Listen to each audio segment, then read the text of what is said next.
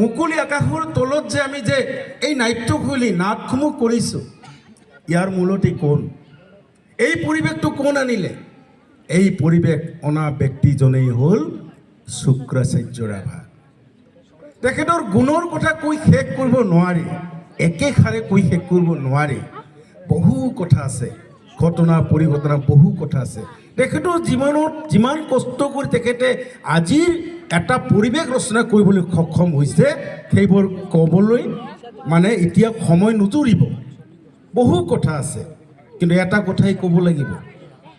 আমি সততেই ব্যৱহাৰ কৰি থকা এটা শব্দ আমি সকলোৱে কওঁ, বিশ্বৰ দৰবাৰ।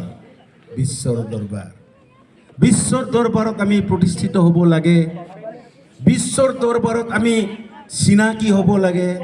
এই ধৰণৰ কথাবোৰ আমি সততেই ব্যৱহাৰ কৰি থাকোঁ। কিন্তু শুক্ৰাচাৰ্য ৰাভা এজন ব্যক্তি, সেইজন ব্যক্তি যি বিশ্বৰ দৰবাৰ আমাৰ চোতালত উপস্থিত কৰালে, আৰু সেয়াই হ'ল শুক্ৰাচাৰ্য ৰাভা।